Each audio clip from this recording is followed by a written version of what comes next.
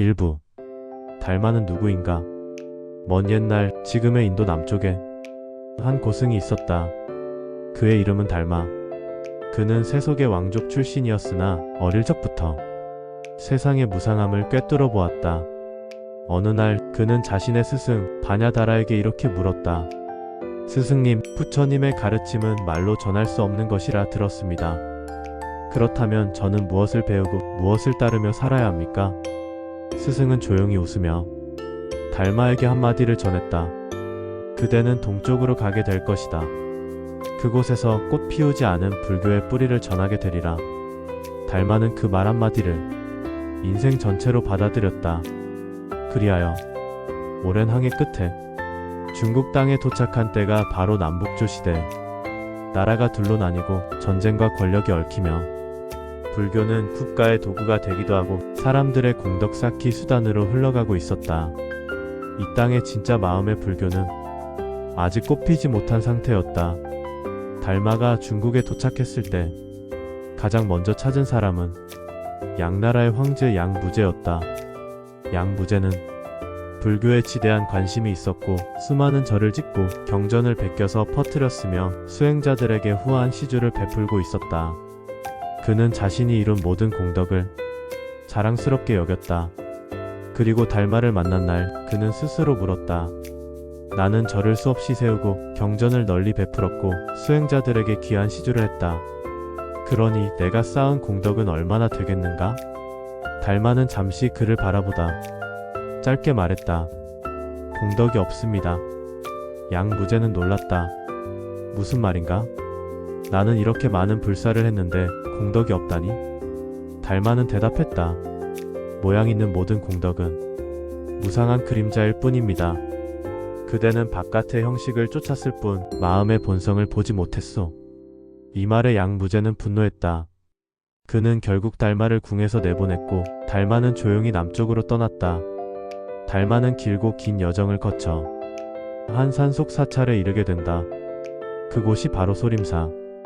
그는 소림사의 암자 하나를 빌려 벽을 향해 앉았다. 말없이 묻지도 않고 누구에게도 가르치지 않으며 오직 벽만을 바라보며 수행에 들었다. 이것이 바로 유명한 벽관 수행이다. 아무도 그가 왜 침묵하는지 몰랐고 왜 아무 말 없이 앉아있는지 궁금해했지만 달마는 움직이지 않았다. 사람들은 수군거렸다. 미친 게 아닐까? 정말 도를 아는 자라면 무엇인가 말해주지 않을까? 하지만 달마는 그 어떤 말도 하지 않았다. 그는 기다렸다. 누군가 진심으로 컷이 아니라 속에서 진리를 갈망하는 자가 오기를. 그렇게 9회가 흘렀다. 그 침묵의 시간 동안 세상은 변하고 있었고 불교는 여전히 겉모습만 남아 중생의 마음을 깊이 건드리지 못하고 있었다.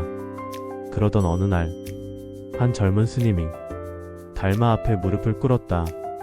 그의 이름은 회가. 회가는 달마 앞에 와서 말한다. 스승님, 저는 제 마음이 괴롭습니다. 그 괴로움을 멈추고자 합니다. 하지만 달마는 아무 말이 없었다. 회가는 다시 절하며 말했다. 부디 제게 가르침을 주십시오. 달마는 조용히 입을 열었다.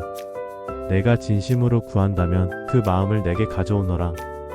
내가 그 마음을 편안하게 해주겠다. 회가는 당황했다. 스승님, 그 마음이란 것이 도대체 어디에 있단 말입니까? 달마는 미소 지으며 대답했다. 찾을 수 없다면 이미 편안하지 않느냐. 그 순간 회가는 눈을 크게 떴다. 그것은 말이 아니라 마음과 마음의 선문답이었다. 형식을 넘어, 말을 넘어 본성을 꿰뚫는 대화.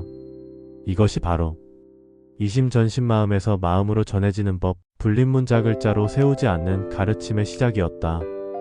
이 순간부터 중국의 선불교는 새로운 길을 걷기 시작했다. 가르치지 않고 말하지 않고 단지 함께 앉고 함께 조용히 물음을 품는 수행. 달마는 그렇게 말을 내려놓고 마음을 전했다. 2부. 양무제와의 문답. 공덕은 허망한가? 천하의 중심, 강남을 다스리던 황제 양무제. 그는 불교를 아끼고 사찰을 세우며 부처님의 가르침을 널리 펴려 했었다. 그는 수많은 경전을 후원했고 수행자들에게 옷과 음식을 베풀며 천하의 불교 수호자라 불렸다. 그는 스스로 믿고 있었다. 나는 이 생에서 공덕을 쌓았고 죽은 뒤에도 극락에 이를 것이다. 그때 그의 앞에 한 스님이 나타났다. 말없이 검소한 옷차림으로 수염이 길고 눈빛이 깊은 남자. 그가 바로 달마였다. 양무제는 달마를 궁으로 불렀다. 자랑스러움과 기대를 안고 그는 스님에게 물었다. 나는 많은 절을 세우고 경전을 베껴 널리 전하며 스님들을 후원하고 백성들이 부처님을 따르도록 했소. 그렇다면 나는 얼마나 큰 공덕을 쌓은 것이오? 달마는 고요히 고개를 들었다. 그리고 단호하게 말했다. 아무 공덕도 없습니다. 정적이 흘렀다. 양무제는 놀라고 분노했다. 그대는 지금 무슨 말을 하는 것이오? 내가 평생 공들인 불사와 보시는 아무 의미도 없다는 말이오? 달마는 침착하게 대답했다. 형상에 집착한 모든 행위는 참된 공덕이 아닙니다. 그것은 세상의 이름일 뿐이고 조건 지어진 결과일 뿐입니다. 양무제는 더욱 불쾌해졌다. 그는 묻는다. 그대는 누구요? 감히 황제에게 이런 말을 하는 자는? 달마는 짧게 말했다. 저는 모릅니다. 황제는 이 말을 이해하지 못했다. 어떤 이들은 달마가 황제 앞에서 모른다고 답한 것이 불손함이라고 여겼다. 하지만 진정한 의미는 달랐다. 나는 어떤 자격도 어떤 이름도 갖지 않은 존재입니다. 나는 텅 빈 마음 공한 존재입니다. 그래서 나는 나를 모릅니다. 이것이 선문답의 방식이다. 말을 부수고 이름을 내려놓고 형식 없는 본질로 돌아가는 길. 달마는 황제에게 돌아서며 말한다. 당신의 공덕은 이 세상에서는 빛날지 몰라도 참된 깨달음에는 닿지 못할 것입니다. 양무제는 화가 났다. 그는 달마를 궁에서 내쫓았다. 달마는 말없이 궁을 떠났다. 그리고 다시 산을 향해 걸었다. 사람들은 수군거렸다. 황제를 설득하지 못한 자가 무슨 도인이란 말인가? 하지만 달마는 그 말들에 그 어떤 대답도 하지 않았다. 그는 알고 있었다. 참된 공덕은 남이 칭찬해주는 것이 아니며 스스로 뽐낼 수 있는 것도 아니며 형상이나 결과로 드러나는 것이 아니라는 것. 그것은 마음을 다해 아무것도 바라지 않고 행한 것만이 참된 공덕이다. 절을 짓고도 이름을 남기려 했다면, 보시를 하고도 보답을 바랐다면, 수행을 하며 경계를 세웠다면 그것은 이미 깨달음과 거리가 멀어진다. 달마는 황제를 꾸짖은 것이 아니었다.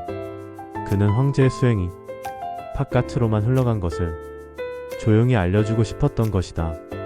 그래서 가장 충격적인 언어를 선택했다. 공덕이 없습니다. 이 말은 모든 수행자의 마음을 흔들었다. 진정한 수행이란 무엇을 얻으려는 것이 아니라 모든 것을 놓는 것이라는 사실. 그날 이후 달마는 스스로 숨어들었다. 어느 누구의 초대에도 응하지 않고 소리 없는 산중으로 들어가 다시 벽을 마주했다. 그리고 그 침묵의 시간 속에서 마음을 찾아온 자에게 가르침을 전할 준비를 했다. 달마에게 가르침은 말이 아니었다. 그것은 마음으로 건네는 말 없는 전법이었다. 양무제와의 문답은 후대의 전설이 되었고 사람들은 그 짧은 말 속에서 선의 본질을 되새기게 되었다. 공덕이 없다는 말은 형식을 부정하려는 것이 아니라 형식에 매이는 것을 경계한 것이다. 모른다는 말은 모르는 것이 아니라 자기 자신조차 고정된 실체로 보지 않는다는 비어있음의 선언이었다. 그날의 만남은 결국 두세 개의 충돌이었다. 세속과 출세간, 형식과 본질, 말과 침묵. 달마는 떠났지만 그가 남긴 말은 지금도 수행자들의 가슴에 남아있다. 그리고 우리에게 묻는다. 그대의 공덕은 정말 마음에서 비롯된 것인가? 3부 해가와의 만남. 팔을 자르고 가르침을 구하다. 깊은 겨울이었다. 눈은 산사에 조용히 쌓였고 달마는 여전히 벽을 보고 앉아 있었다. 아무 말도 없고 아무 요청도 받지 않았으며 세상과 단절된 듯한 그 수행. 하지만 그 고요함을 깨는 한 사람이 있었다. 그의 이름은 해가. 해가는 젊은 수행자였다. 그는 이미 많은 스승을 찾아다녔고 수많은 경전과 이론을 익혔지만 그 마음 안의 번뇌는 조금도 가라앉지 않았다. 그리고 누군가 그에게 말했다. 산속에 달마라는 스님이 계신다. 아무 말도 하지 않지만 진짜 가르침은 그 침묵 속에 담겨 있다. 해가는 길을 나섰다. 눈속을 뚫고 산길을 넘어 드디어 소림사의 암자에 도착했다. 그곳엔 정말로 한 사람이 벽을 향해 앉아 있었다. 해가는 합장하며 말했다. 스님, 저는 마음이 괴롭습니다. 그 괴로움을 없애고자 하니 제게 가르침을 주십시오. 하지만 달마는 아무 말도 하지 않았다. 해가는 다시 말했다. 스님, 저는 진심입니다. 어떤 대가라도 감수할 것입니다. 달마는 여전히 침묵했다. 시간은 흐르고 하늘엔 눈이 쏟아졌다. 해가는 며칠을 그 자리에서 떠나지 않았다. 그리고 그날 밤이었다. 해가는 조용히 품속에서 단검 하나를 꺼내더니 자신의 왼팔을 단칼에 잘라냈다. 피가 흘렀고 바닥이 물들었다. 그제야 달마가 고개를 돌려 그를 바라보았다. 그대는 무엇을 구하는가? 해가는 떨리는 목소리로 말했다. 제 마음이 괴롭습니다. 제 마음을 편안하게 해주십시오. 달마는 잠시 그를 바라보다가 짧게 말했다. 그 괴로운 마음을 나에게 가져오너라. 그러면 내가 편안하게 해주겠다. 해가는 놀랐다. 그리고 당황했다. 그는 내면을 살펴보았다. 그 마음을 찾으려 했다. 괴로움을 느끼고 슬픔과 번뇌를 되짚어보았지만 그 마음은 형상이 없고 어디에도 붙잡히지 않았다. 해가는 고개를 들고 말했다. 찾을 수 없습니다. 제가 가진 괴로운 마음이란 어디에도 없습니다. 달마는 미소 지으며 대답했다. 이미 그 마음이 없다면 어찌 괴롭겠는가. 그 순간 해가는 뇌리를 스치는 비처럼 무언가를 꿰뚫었다. 그토록 괴로웠던 것은 실체 없는 망상이었고 그것을 내 것이라 여겼던 집착이었다. 그가 찾으려던 마음은 애초에 고정된 실체로 존재하지 않았다. 이 선문답은 선불교 역사상 가장 유명한 이야기 중 하나다. 말로 깨달음을 전한 것이 아니라 그 말의 부재 속에서 진리를 끌어낸 것이다. 달마는 그 순간 해가에게 전법을 허락했다. 그를 자신의 제자로 삼고 자신의 법을 이어받게 했다. 그리고 말했다. 내 법은 특별한 것이 아니다. 단지 마음을 보는 것이며 본성을 꿰뚫는 것이다. 이것이 바로 말 없는 가르침, 문자 없는 법이다. 해가는 왼팔을 잃었지만 그날 이후 자유로운 마음을 얻게 되었다. 그는 말없이 그 자리를 떠나지 않았고 달마 곁에서 수행을 계속하며 후일 중국 선종의 제2조가 되었다. 이 이야기에서 우리는 묻는다. 내가 괴롭다고 느끼는 그 마음은 정말 존재하는가? 괴로움의 실체를 찾기 위해 우리는 괴로움과 싸운다. 하지만 그 실체란 본래 없을지도 모른다. 집착이 만든 그림자, 생각이 만든 허상. 달마는 그 허상을 뚫도록 이끌었다. 그는 말하지 않았고 지시하지 않았으며 그저 물었다. 그 마음을 가져오너라. 그 질문 하나가 해가의 생을 바꾸었고 선종의 뿌리를 세웠다. 달마는 그 순간 자신의 역할을 다한 것이었다. 사부 선이란 무엇인가 말 없는 전법. 달마는 제자 해가에게 법을 전한 후 다시 벽을 바라보며 앉았다.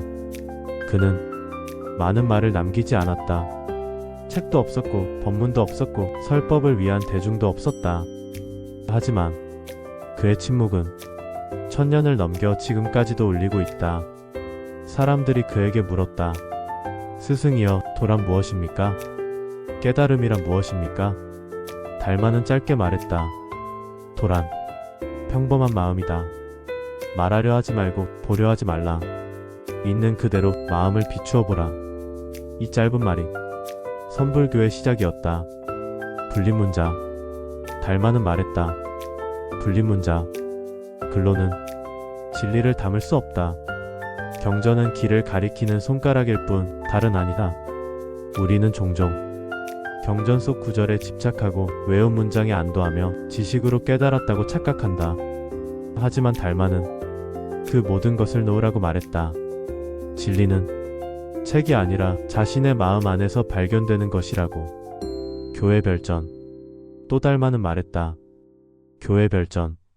가르침은 글과 말 바깥에서 전해진다. 가르침을 받으려는 자는 자꾸 손을 내민다. 하지만 선은 그 손을 붙잡는 대신 그 손이 어디서 오는지를 보게 한다. 스승은 제자에게 아무것도 주지 않는다. 대신 제자가 자기 안의 것을 보게 만든다. 그것이 교회의 가르침이다. 그 어떤 경전에도 이 가르침은 쓰여 있지 않다.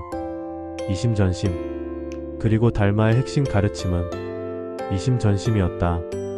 말이 아닌 글이 아닌 마음에서 마음으로 전해지는 법. 말로 설명하지 않아도 눈빛 하나 묵묵한 존재로 깨달음은 전해질 수 있다. 해가에게 전해진 법도 그랬다.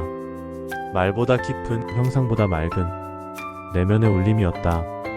선이란 무엇인가? 선이란 무엇을 따로 배우는 것이 아니다. 그것은 있는 그대로를 보는 것, 지금 여기에 깨어있음을 의식하는 일이다. 특별한 자세를 취하지 않아도, 오래된 경전을 외우지 않아도, 깊은 사상을 전하지 않아도 그 마음이 조용히 깨어있다면 그것이 바로 선이다. 달마는 그 사실을 몸으로 보여주었다. 깨달음은 스스로의 것이어야 한다. 어떤 이는 수많은 스승을 찾아다니며 깨달음을 받으려 한다. 하지만 달마는 말한다. 그 누구도 그대에게 깨달음을 줄 수 없다. 그것은 본래부터 그대 안에 있다. 그래서 선종에서는 누군가를 따르는 것이 아니라 자기 안을 비추는 수행을 강조한다. 스승은 거울일 뿐이다. 그 거울 안에서 자기 자신의 본성을 보는 것, 그것이 선이다. 말 없는 전법.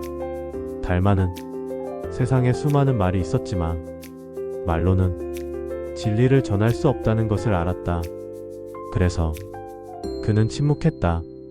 그 침묵 안에서 사람들은 질문을 품었다. 그리고 그 질문을 꺼내면서 스스로 답을 찾기 시작했다. 이것이 말 없는 전법이다. 달마는 많은 제자를 남기지 않았다. 그러나 그가 남긴 제자 하나 해가로부터 수백 년에 걸쳐 중국 전역으로 선은 퍼져나갔다. 말보다 마음을 보는 수행, 형식보다 본질을 찾는 깨달음, 침묵이 더 깊은 언어가 되는 공부. 오늘 우리에게 선은 무엇인가? 오늘의 우리는 수많은 정보 속에서 살고 있다. 말이 넘치고 지식이 넘치고 가르침이 넘친다. 하지만 그럴수록 더 깊은 고요를 찾게 된다.